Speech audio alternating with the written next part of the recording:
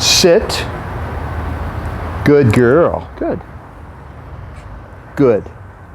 So you always want to reward her that way. Eye contact, straight down, while she's looking at you in the eyes.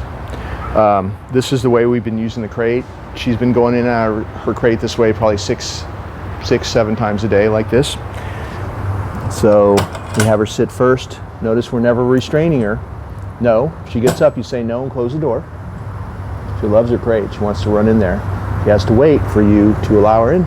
With your right hand, you're going to pat her chest and say, go. She's going to go in there.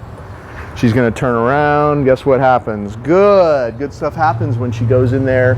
You go in to take off her little collar, and then we hang it on the door.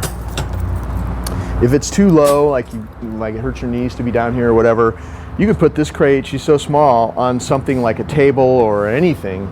Turn something upside down, a basket or something, put it on top of that so it's right here.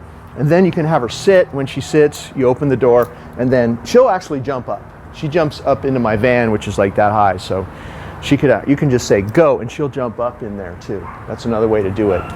But we've been doing it on ground level, and this is actually a tool for training because it's another sit stay. It's another time that she has to wait for your permission to go into her favorite place. The whole point is that you control this boundary, the boundary to where all good things happen in her mind. She gets fed in there. That's where she gets her bowl of food. We give her chewies and treats. As you can see, every time that she goes in and out, she gets a treat, gets a reward for waiting at the boundary. She'll wait at the boundary and she won't come out. If she tries to come out, you just say no. Just give her a little token, what I call a little token slam. You're not actually touching her. She knows what that means. And what I did for a while is I practiced this exercise where it would just be open and I'd reward her. And if she tried to come out, I'd say no and give it a close. No reward. So if she waits, she knows good things happen. Good. And then when you're going to put on this collar, I always have it attached to the leash already. So all you have to do is reach in and hook it up to her. And you have to make sure that it's not twisted. So maybe let it hang a little bit like this.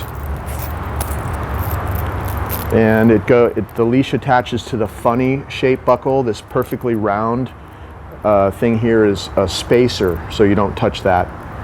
And then you just reach in like this.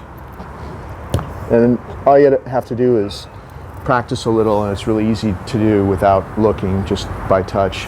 Put her on her neck. She's waiting. You have the leash already attached. If she's being this good, you want to give her another reward. Good. All this, what she's doing now, takes focus, takes presence of mind, which of course when she came here she had none. She has presence of mind, and she's in the moment with us. She's practicing being calm this way. Then she's way less likely to get excited by noises and visitors and other things like that. That's why we practice this little exercise like this. All the little things you've seen on the video, those all add up to a calmer dog, because she's thinking. She has to pay attention to something in the moment. She can't be reactive when she's trying to follow the rules here. So she wants to come out. I go stand so she's kind of on my left, and I pat my leg and say, okay. She comes out. I always, because this is on ground level, close this door. If you have it up on something, she can't get in there. Well, she could jump up, so you still want to close the door, because if you leave it open, you're squandering your greatest power of controlling the boundary to her den. So always close it. It's closed when she's in. It's closed when she's out. You always let her out this way. She's been sleeping overnight in her crate.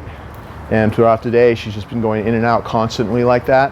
So it's a little training routine unto itself when she comes out of the crate. And then, of course, from the crate, we take her outside and release her to have some free time. Okay.